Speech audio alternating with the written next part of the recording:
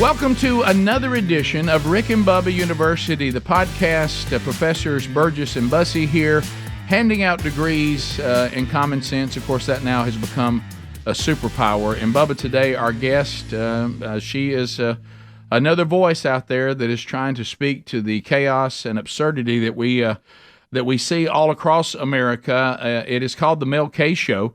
If you are not familiar, you can find out everything you could possibly ever want to know by just simply going to the website. And there's all sorts of ways for you to enjoy the content of the Mel K Show by going to the Mel K Show, that's the letter K.com. And joining us for her debut on Rick and Bubba University, the podcast, here's Mel K. Welcome. Hi. Well, thank you for having me. This is very exciting. I really appreciate it. We just heard from your producer, so you've got pre-sale going on right now with your first book, Americans Anonymous. So tell the audience a little bit about that book right out of the gate. Great. Okay. Well, after what I've been doing for the last 4 years or so, I got to a point where not only do I not think there's a left or right or a Republican and Democrat actually functioning in any way we were expecting, but also I believe that the American people are much closer together in terms of what they want for this country and our future than we are being told. And therefore, I looked around and I thought people are being divided and they don't even know fully why. And I believe that we're going through a color revolution to some extent here that is very orchestrated, that is not organic. And my thinking from having a positive past in the recovery world was that America, or the people of America, have hit rock bottom in our trusting of the government and what is going on in society, and that we need an intervention. And we need to really dig inside, realize that there's a big problem in America. And my subtitle is taking power back to the people, one citizen at a time. And I believe it's time for all of us to realize America has a problem, and the problem is us. And if we start there and then go forward in the same pattern as traditional recovery, we could probably find a way to, be honest about where we are, where we came from, how we got here, and actually excavate. There's a saying in recovery, you're sick as your secrets. I feel America is as sick as its secrets. And if we got out a lot of the stuff that has been hidden from the American public and we're just forthright and honest about it, we would unite a lot faster than I believe the powers that be that are running the controlled demolition of America would like. And actually, the people can take the power back. They just right now, I feel like, are in a state of controlled demolition and demoralization and a taught helplessness. And I believe the American people are far more powerful than they know. And I want them to be empowered by that. So I use a lot of history, a lot of stuff from the Federalist Papers, but all the way through to modern times in, exactly how we, the people, can rise above and actually turn this country back around towards the inevitable goals of this nation, which are forming a more perfect union. And I'd like to see that happen. Mel, let me ask you this. Obviously, there could be a long list. I think it is a long list. But what do you think is the biggest issue with our country right now? We want to talk to you about some of the things in the headlines now, but overall, what do you think? I've kind of felt like we have a morality issue more than anything, and everything else kind of springs from that. What do you say? Well, I agree with that. I mean, my feeling is, and a lot of my show is about following the money, and I mean on a global scale. So to me, I really believe that our country has been captured by a public-private partnership of basically globally aligned oligarch billionaire types that have the idea that they run the parent company of the United States, and we're all just lucky that they let us live here. And this has gotten to a point where it's very obvious to me that the three branches of government that are supposed to be functioning as per our Constitution, and why everyone comes to America for this land of the free and home of the brave, has been usurped. And frankly, I think that a lot of things stem out of things that happened back with the Project for a New American Century, and then the Patriot Act, which I believe to be unconstitutional on many levels. And it spawned a intelligence blob, I call it, a kind of a unconstitutional fourth branch of government that I believe is working for the parent company, not for we the people, not for our safety and security. They violated the privacy of every single American citizen without, due process or even informing the American people in many, many ways. And at that point, we also have a lawfare, fifth column, a lot of people from the former DOJ of Obama and some from Clinton that have also been working for this parent company. And in the meantime, the three branches are captured. It's been a 20-year process of subverting local and state governments. And at this point, the American people are being lied to by a totally controlled, again, I believe, by the parent company and the globalist oligarch money media that is really, truly doing a huge disservice and harming the American people by not giving them proper information to prepare themselves and to actually pull themselves out of this situation that our country finds itself in, which we all can look in the mirror and basically realize this is not the America that not only we were promised or we built, but it is not the one we want. And I think that we really just have to start looking at what is going on and how to reverse this to go back to a country that is run by the consent of the governed, not completely ignoring the governed. Yeah, we talk about this. There's the wrong kind of pride and arrogance, but then there's that good kind of pride that is called self-worth. And I really do think this is where we're coming from, touching on what you said. I think the most offensive thing right now is how we're being treated by the central government as if we're really stupid, that we really are buying the things that they think we believe and that they think they're selling us.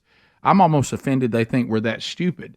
And I know you've touched on some of this. Can you tell us briefly how you developed your own worldview? Because when I look at you growing up outside of Philadelphia, you going to New York University, it must make you sick if you study journalism, the fact that we don't have that we don't have it anymore. But in film, what was your journey? Have you always had the views you have now, or was this a process as you went through your life? Well, for me, I grew up my mom growing up was a Democrat. My dad growing up was a Republican. My dad was I remember being a very young child to all through my life. My dad was a big Rush Limbaugh guy. And I was the youngest of three. My older sisters are a doctor and a lawyer, and I'm much younger. So I kind of had a very a family that was really into education and history and loved America and did all the Americana road trips and everything. And then when I went to school, I went first for journalism and really dug in there. And then I returned to film.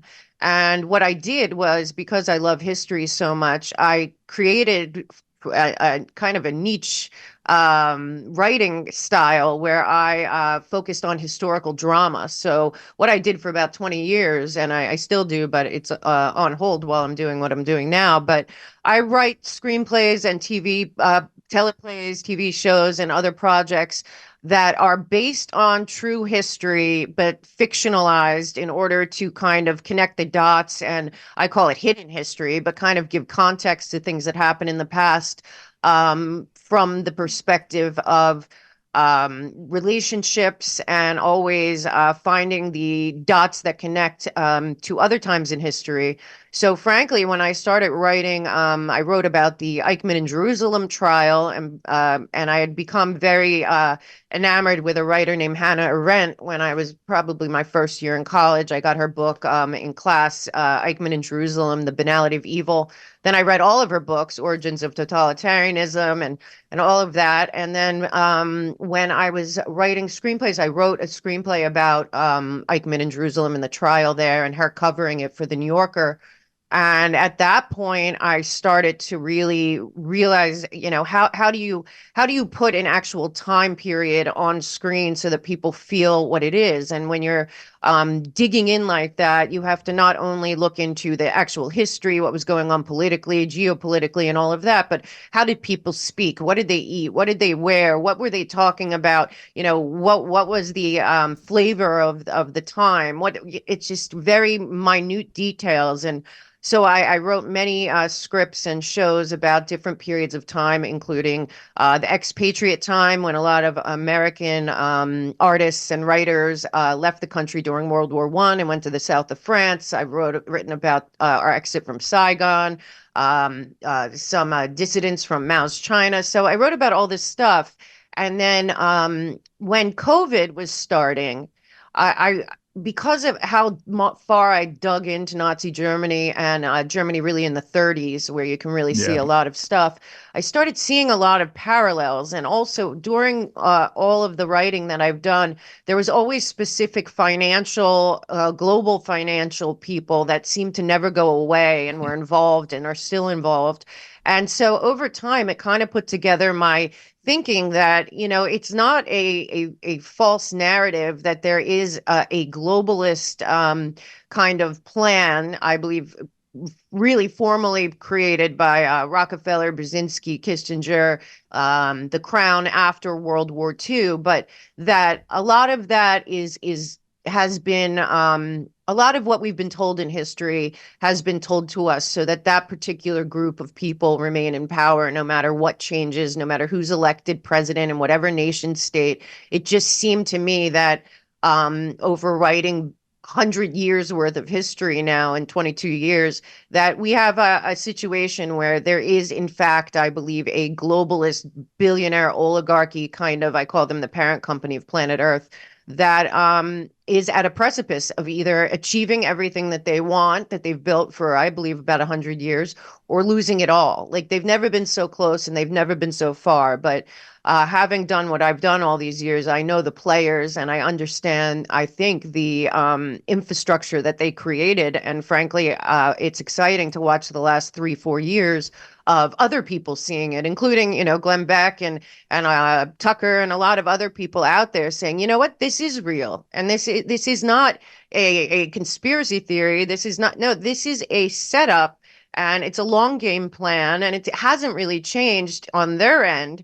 And they've had the technology catch up, but frankly, I still believe that the human spirit and especially Americans' DNA of not tolerating bullies and of standing up for what is right is rising to the top right now in real time. And we are at this precipice in history where I believe humanity will once and for all win this battle between what is, to me, a capture by a globalist elitist class and freedom, which is what most people want. It can't be 20,000 people on planet Earth deciding for 8 billion what the future looks like. So frankly, for me, it's just been connecting dots. And every time that I really dig in, it takes me to write one of those scripts takes 6 months to 2 years, because it's really in depth kind of putting together dots. But all I can tell you is that connecting those dots over the last 100 years leads me to believe that right now we have a very real and serious choice in both. It feels biblical, but also historically, I think we're at an unprecedented point in humanity. And I still fully feel that God and humanity win this. But we're in a battle right now, I believe, that's bigger than most people realize. Mel K is our guest. We'll come back. We'll continue this conversation. Who would have thought that maybe a worldview would be developed by actually studying quite a bit the history of the world? What a concept, actually educating yourself. We'll be back. More of the Rick and Bubba University podcast with Mel K right after this. This is the Rick and Bubba Show. Watch more at blazetv.com/Rick and Bubba. Rick and Bubba, Rick and Bubba. Well, when you talk about life insurance, it's not a lot of fun. No, Nobody it wants to. Nope. Nope. But here's the bottom line. You know what's worse than not talking about it is, or talking about it is not talking about it. Then you go on in and your family has nothing. And you want it simplified. What is my family going to get when I leave this earth, if I do before them? And ladderlife.com/Rick Bubba, they're ready to help. It's 100% digital, no doctors, no needles, no paperwork. When you apply for $3 million in coverage or less, all you do is answer a few questions about your health in an application. Their algorithms go to work, and they find out if you're instantly approved. You did hear me say $3 million or less, no doctors, no needles, no paperwork. And find out if you're instantly approved. Ladder policies are issued by insurers with long proven histories of paying claims, no hassle there. They're rated A and A+. by AM Best. So finally, life insurance cost, remember, listen to your friends Rick and Bubba, the more you age, the more it's going to cost. So get this done. Go to ladderlife.com/Rick Bubba. That's LADDER life.com/Rick Bubba. Rick and Bubba University, the podcast, our guest, Mel K of the Mel K Show. You can go to themelkshow.com for all the details and pre-order her new book now on Amazon, Americans Anonymous. You can pre-order that now. Mel, let me ask you this, the global power you're referring to, what is their end game? What do they want out of this? What is their perfect scenario, how this ends up, and what are they working to? Are they communist? Are they socialist? Are they just elitist? What is their goal? How does this play out in their mind? Well, I think the hard part about this iteration of the world, this has been, they've tried many times. This iteration, though, is a little different when it comes to world domination by a small group of people, because this time, not only do they have the technology and has it caught up, but I don't believe that the group of people that I call them the Davos crew, but they're bigger than that, and they align with an international banking, I call it international banking cartel. But frankly, what it is in my estimation is that this group has no allegiance or alliance to any nation, to any people, to any religion, to any ideology. It's very much like the description of the state in 1984, where these people are power for power's sake. They truly believe that they are supra class. You can even read it in some of their writings. But frankly, I think that it leads to, if people look into it, Agenda 2030 is their agenda, in my estimation. And Agenda 2030 is not what it looks like. The language is all upside down, and people do not fully understand. The Sustainable Development Goals are not for the good of we the people or the people of this planet. The Sustainable Development Goals are for them to sustain their long game trajectory of a small elite class of bankers and billionaires that run the world, and all of us kind of divided into wards. This is in Henry Kissinger's writing and many other people's writing, all the way back to Rhodes and different people. This has been a long game, and frankly, where we are in this is that they have consolidated so much wealth, so much power, so much of technology, surveillance, all of that, that the 17 Sustainable Development Goals are really about full track and trace surveillance, with a technocratic, totalitarian bend that is really about controlling the behavior of the masses. But even bigger, it's about controlling all of nature, natural resources, basically everything on the planet, from water to air to animals to humans to everything, from a standpoint of digital surveillance. And it's all been created. It's in their own documents. And frankly, when Barack Obama signed the United States onto Agenda 2030 in 2015, I believe that that was a deal to end the United States as we know it, because Agenda 2030, if you dig into it as much as I have and really look at the concept, it's about global governance. In their own papers, especially on weforum.org, if you look it up, what you're going to see is that the whole thing is that global governance is needed because all of the problems are global, and therefore nation states no longer work.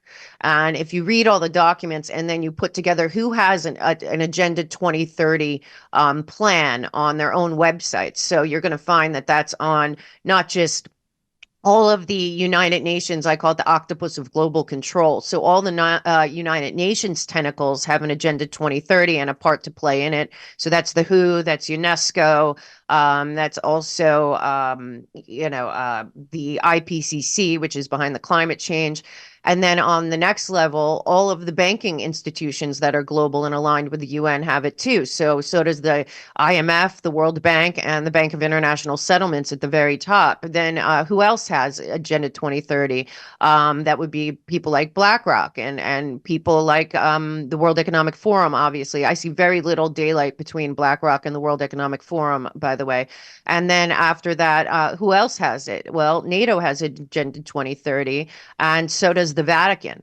And if you really start to look at it like that, and from the years of work that I've done, seeing how these groups formed, aligned, how all of their messaging aligns, you can really see the whole structure. And the goal now is to get every nation on the platform of that we need global governance. So over the last 20 years or so, they've created everything being global, global citizen, global warming, global wars, global pandemic, all to fit the narrative to achieve Agenda 2030. And the achievement of Agenda 2030 is the end of all nation states in kind of a, for anyone listening, it's very similar in their own writings, because I read these. And on the melkshow.com resource page, I have a section called Opposition Playbooks, where I put a lot of these receipts that lead me to this belief, and people should come to it themselves. And I believe if they tried, they would. Where at this point, what we're dealing with is that they want a full birth to death tagging system. Basically, I think they rolled it out. A lot of these same people that are behind the scenes in the Biden administration and the multinational corporations. Yeah. And the multinational corporations that are a public-private partnership. They call themselves the Global Public-Private Partnership, and they talk about themselves as the stakeholders. Well, frankly, what it looks like is Hunger Games. So if you look at Hunger Games and you think Pan Am is where they are, and then there's all the districts, or for us, we'll call it wards. This is also in a paper by Kissinger that was obviously at the Council of Foreign Relations and at the UN, and all, Kissinger always talked about how he's closer with the crown than the United States, so they're also involved, obviously. So basically what we're talking about is that this small group of people have a digital infrastructure, Gates involved, BlackRock, a lot of these institutions, and they want all people from birth to death to be full track and trace surveilled in the same way that they've rolled it out in China. Now they want to expand it to the world. And Donald Trump often says, they're not after me, they're after you. I'm in the way. And that's one part of it. But the truth is, I believe, they're not after America, they're after the world, and America is in the way. And unless America joins this global movement, they will not achieve Agenda 2030. And we have to do everything we can not to, because if they walk us into CBDC, digital wallet, digital World Health Organization, digital climate trace, the entire digital wallet that is on the UN website, on the World Economic Forum global governance sections, we will not only cease to have the United States or the Constitution, the Bill of Rights, or our sovereign nation, but we will cease to have any kind of privacy. We will be Internet of Body, Internet of Things, 15-minute cities. So we really have to take seriously and stop with the BS that this is a conspiracy theory. It is absolutely true. It is already built. They put out all the information themselves. We just have to take it seriously that America is in the way, and we should take great pride in that the United States of America right now is between literal technological track and trace totalitarian slavery of the population of the world, and freedom, liberty, individual sovereignty of our nations ahead. And I believe that wins, but that is what we are dealing with. We'll come back. We'll finish our conversation, and actually we'll continue our conversation with Mel K when Rick and Bubba University, the podcast, continues after this. So let's talk about merch right now involving Blaze Media. We're laying out the situation. These are things you hear on Blaze Media quite a bit, and now more than ever, it's time to let your voice be heard. You can do a lot of that through Blaze Media merchandise. Go to shopblazemedia.com. Everything from Blaze Heritage and Blaze Media collections, jackets, T-shirts, hoodies, socks, mugs, candles, flags. There's a lot there to let your voice be heard. Go to blazemedia.com today. You'll see the cool stuff there from Blaze Media. Use the promo code BLAZE10. You'll get 10% off the entire order. That's shopblazemedia.com, promo code BLAZE10. Now more than ever, do it today. Mel K of the Mel K Show is our guest on this edition of Rick and Bubba University, the podcast. Her website, themelkshow.com. Mel, I've got to ask you a question a little more headline-driven today. President Joe Biden. He obviously is not as sharp as he used to be. Is that a good way to say that? How bad is it? And what is the Democrats' plan? Surely they don't think that he can be elected and serve 4 years. I mean, does anybody really think that? What's the play here?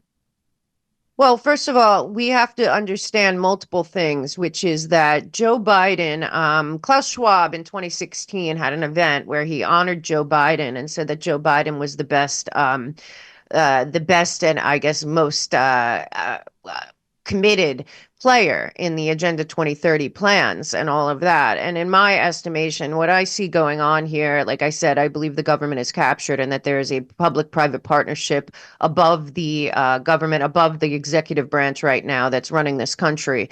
And frankly, what I think is going on is that he is so compromised. He has done so much over the decades that is easy to blackmail and manipulate, besides whatever's going on with his brain, that they picked him on purpose. Because frankly, I think that Larry Fink of BlackRock has more power in this country than anyone else. There's other people too, none of them elected, all of them globalists aligned with the World Economic Forum. But it does seem to me that Larry Fink and BlackRock and a couple other of these globalist billionaires are above the White House. A lot of them are inserted in there. And what I believe is happening here is that the Democratic Party, the voters of the Democratic Party are being used, really dramatically used by these people that are funding the same 10 guys, basically, and their foundations fund all of the NGOs that are, I believe, running a color revolution in this country to divide us. The Democrats have no idea. A lot of the voters there, they think that, the things they care about, be it abortion or the open border or whatever. Let me tell you something. The people that I believe are running this have stolen our country, captured our country, don't care about any of us, let alone, I think they despise their own voting class more than they do us. They know that we know what's going on. They just continue down on another road. So frankly, I think having him there is part of the design, so that just as they're dividing us, they want us distracted. A lot of the lawfare with Donald Trump is also, they want us distracted so that we don't see that the parent company running America is liquidating this country and replacing this country with what they want, which is a global market future where America is not dominant. And how better to do it with somebody that is so incredibly compromised. And I believe that a lot of these people at the very top that are involved in this, including, I believe, both Bushes, Clinton, Obama, and Biden, are all involved in the globalist agenda and have always been. And that's where we are now. And frankly, they'll probably switch them out. But if they don't, it is because what's easier than keeping the story on Joe Biden while they do their dirty work of achieving Agenda 2030? I really do think we have a bait and switch, and it's kind of a look over here while we do all of this. And they are moving as fast as possible to get us onto the digital public infrastructure. And if they achieve that through the CBDC or however else they do it, through mandatory global digital IDs or whatever, we are totally done. I mean, everything that we stand for, the Constitution, Bill of Rights, voting, all of that will be replaced, or you won't be able to participate. So we really have to push against this, because in September of 2023, the American people were not made aware that Joe Biden and Kamala Harris put in a commitment to global goals, and where they stated that Obama signed on to Agenda 2030 in 2015, and that they were going to be the leaders, Biden-Harris regime, or Biden regime, in achieving the goals of Agenda 2030 by 2030. So honestly, what we are voting for upcoming that's nobody is talking about is, does America, we didn't vote for Agenda 2030. Most people don't even know it exists. Did America want to go in that direction? Joe Biden and his friends should be talking about this, because it's on their website all over the place. All the 30 executive orders are all aligned with the 17 goals of Agenda 2030. And the election is really about, do we want to become a globalist cog in a wheel of top-down control on a global scale? Because that is what Agenda 2030 is, and that is what Joe Biden is promising to achieve in his next term. Or do we want to take back our country from the inside out and really rebuild from within, and really make America exactly what it should and can be going forward? I mean, that is where we are. I do not think the election is between Trump and Biden at all. I think it is between what America will become going forward. Will we become a remnant that you look back, like Reagan said, and say, God, what did you do when totalitarianism came to America? Or what did you do when totalitarianism came to America and it was saved by new people who felt the passion for this country, our Constitution, and our place in the world, and fought for it to make sure that that didn't happen? And that's what I feel. Joe Biden's easily manipulated, always has been. And I believe they picked him because he's so compromised and so invested in financially in the global governance model. Yeah, and you think to yourself, it really doesn't matter, to your point. I mean, we keep waiting for him to be replaced. But, if it's just a movement and he's meaningless anyway, other than he's compromised, they don't really care whether he's there or not as long as they win. Because it's the movement. And, and some of the stuff that you're talking about, those of us that have a biblical worldview, I mean, we've read about this. I mean, this is the look of the return of Babylon. It will be a one world government. It will be, mankind's last stand against God as they build the most overwhelming, wealthiest empire that the world has ever known. And do you think the modern state of the Republican Party, though it's not perfect, is the best shot? Because what you're saying is globalism is coming. America's the only thing that can stop it. And go America, as goes the rest of the world, because if they can't get us into this global plan, then it can't be implemented fully. Is the modern state of the Republican Party the best shot America has? Right now, I mean, for me, whether you like or hate Donald Trump, Sure. I don't really care. I know that Donald Trump is the only way to throw sand in the gears of the global governance movement. Right. People don't even realize that he pulled us. He knows what they're doing. And whether it was ever articulated because the media doesn't get it or they don't care, he pulled us out of the very dangerous UNESCO, which is really influencing what's happening to children in school. He pulled us out of the Paris Climate Accords, the fraudulent track and trace surveillance climate trace is the end goal of that. He pulled us out of the World Health Organization. He pulled us out of NAFTA.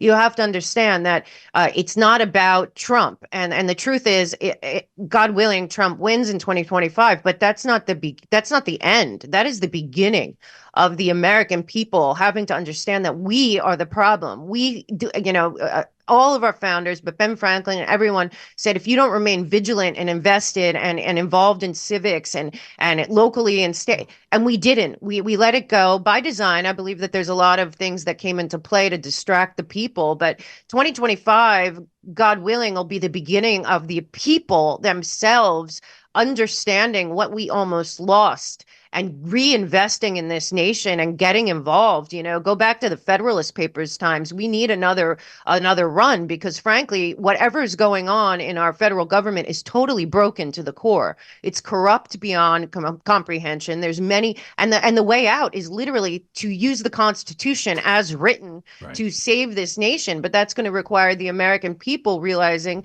that they're captured. So as far as the Republican Party or the Democratic Party, I believe that they're equally captured. I really believe that it has been a long game. It started a long time ago. And I think once you get into DC, the ability to remain above it is nearly impossible.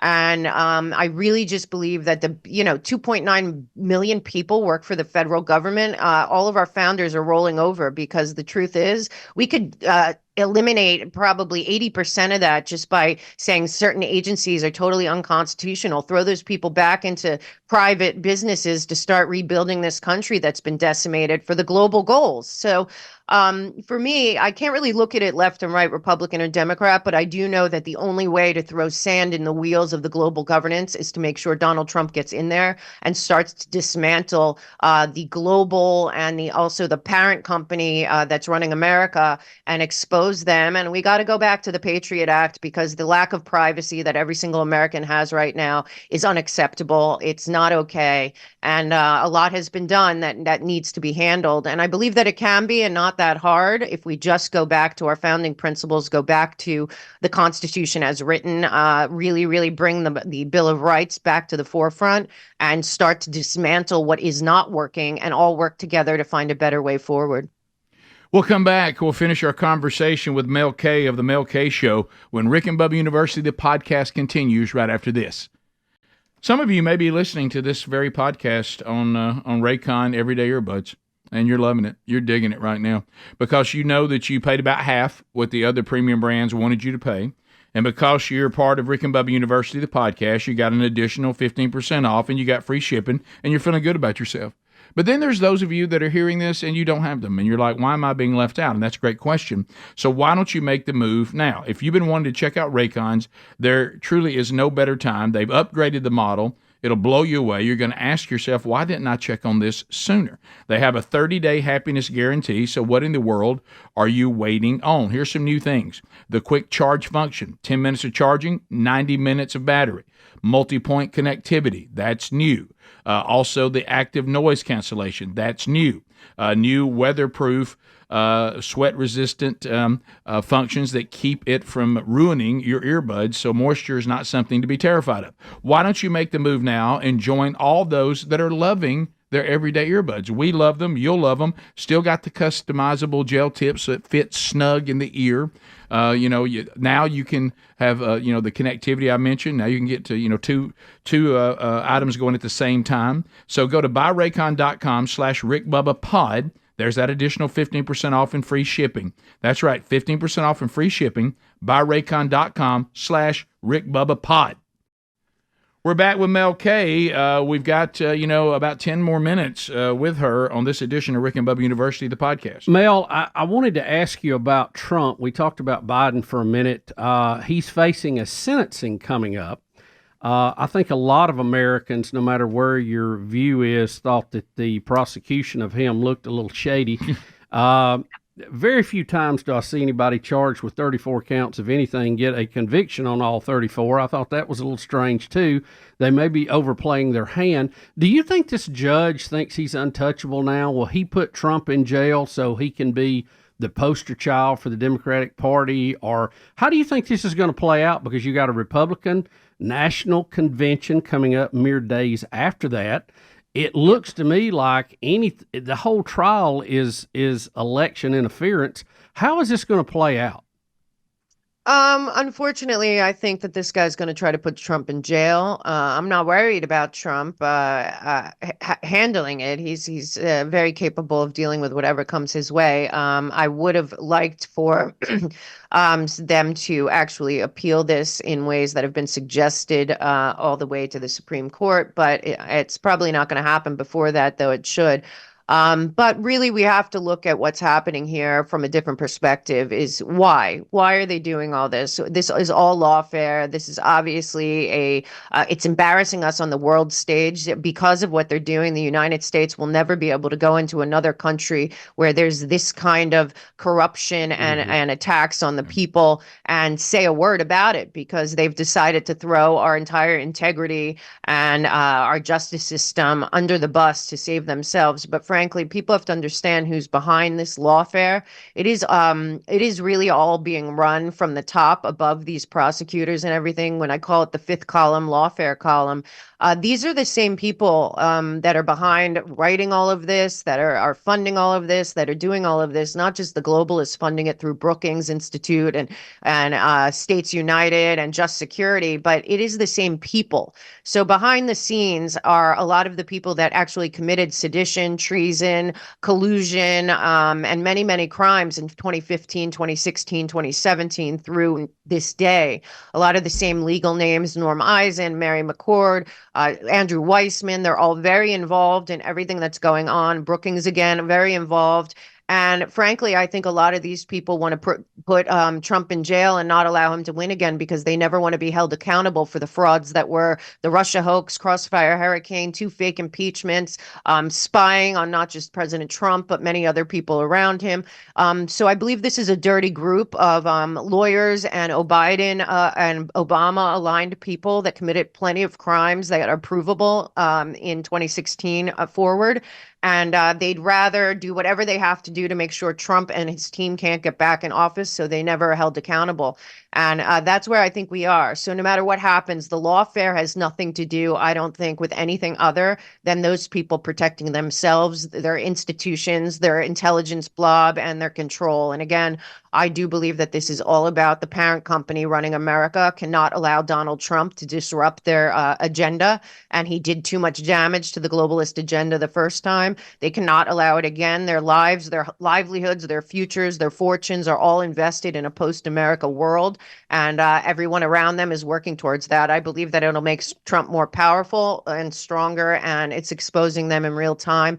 And we just got to pray for these people. I mean, hopefully they'll rescind the ridiculous fake January 6 contempt against Meadows and Sorvino and Bannon, and frankly, our friend, Peter Navarro's in jail for that right now. But whatever the case may be, I do think there's going to be a tsunami of truth, not just about January 6th, but I think these people that were involved in Crossfire Hurricane and the fake cover-up known as the Mueller report will be held accountable. And those are the same people running the lawfare against Trump. And I can prove that if I have to, because I have all the documents. But it is coming from that same crew. They've been at it now for 8 years, and we just need to pay attention to whatever's going to happen.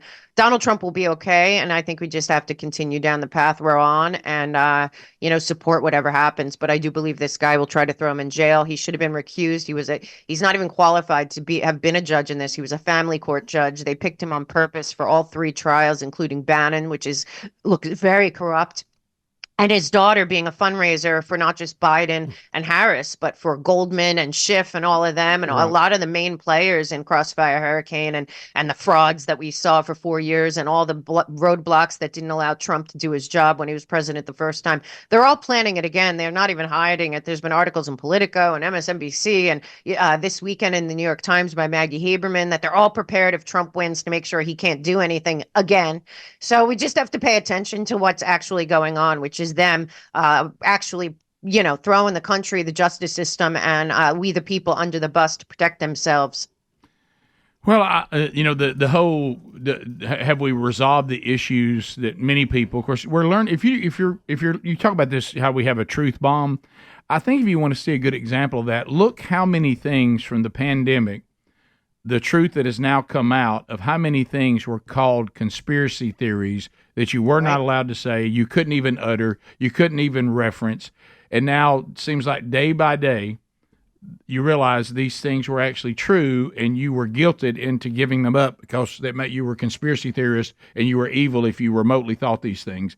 So you're saying you think that same thing may happen on some of the things with Trump, some of the things with how the votes were manipulated. We see some of that now coming up in states that are going, hey, we had an issue here. Has all that been resolved for this next election where people can trust the outcome? No, but people can still do stuff like what just happened in Puerto Rico with the Dominion voting machines and their investigation into that. Well, every single person, and this is for RFK Jr. voters as well as Trump voters, because I'm telling you, the global oligarchy that's running the parent company of America, they don't think any of us deserve to vote, including Democrats. All of their get out to vote things, from Voter Protection Project to Democracy Alliance, everything that they do, everything Arabella funds, it's not about marginalized voters or whatever. It's about getting as many ballots as possible. It has nothing to do with votes. And B, it's about making sure that nobody votes. So the whole thing with their whole, what Mark Elias is doing all over the country and challenging all the election fraud and all of that has been about making sure that the American people have no voice and no vote at all. And if you read their documents like I do, and you go on their websites and read their white papers, it's really about keeping the control above the government in the hands of this group that's running our country, basically like their own business, and making sure that we think we get just close enough. We're always 51-49 so that we think that our votes matter and count, and just keeping that illusion. But what we can do is look at what's happening in Puerto Rico and bring that up in our states and bring that up with our election commissions. Everyone should be getting involved in their counties. The counties are where you can change what's happening in the election. There's still so much work to do on voter rolls, a big situation going on in Nevada right now. Look into that, and then take those lessons that are happening around the country and bring them into your local community, and be that, Tom Revere, that force for change. Even if you just stand up, that's what Americans Anonymous is about. You and maybe you get 5-10 people, and you start showing up, and you start getting involved, and you start canvassing, and you start trying to help with the voter rolls, or you start questioning what happened in Puerto Rico. How are we ensured that that's not going to happen here? And it is actually that way is what we should and can be doing right now. Their get out the vote thing on the other side is a well-oiled beast, but there are enough things coming up on our side and And when I say our side, I mean the side of freedom and liberty Right. and privacy and security, because those are the things that are on the ballot in my mind. And, just really looking at what's happened. Now, as you said, I believe that we will see two things unravel before the election. I think January 6th, the truth about January 6th from beginning to end will be exposed. And that'll be a huge red pill for people that still believe what happened on that day was some kind of insurrection uprising. And then two, I also believe not only the election fraud, but I think that a lot of people around the country, especially because if you put together RFK voter people and the Trump voter people that both know that none of their votes are going to count unless they get out there together and fight. I think that county by county, people are going to start to really get involved, but it has to happen now, not later. And certainly when the primaries are over, that is when, it's game on. But frankly, listen, we're going to have to overwhelm them. I think we can. They are going to, these people, it's by any means necessary. They're totally Machiavellian at this point. So, but it's up to us. Again, it's power to the people, but the people have to take the power. Thank you, Mel K, for being on Rick and Bubba University, the podcast. Find everything you want to know by going to melkshow.com and also pre-order her book on Amazon, Americans Anonymous. And thanks to each and every one of you for being with us on this edition of Rick and Bubba University, the podcast.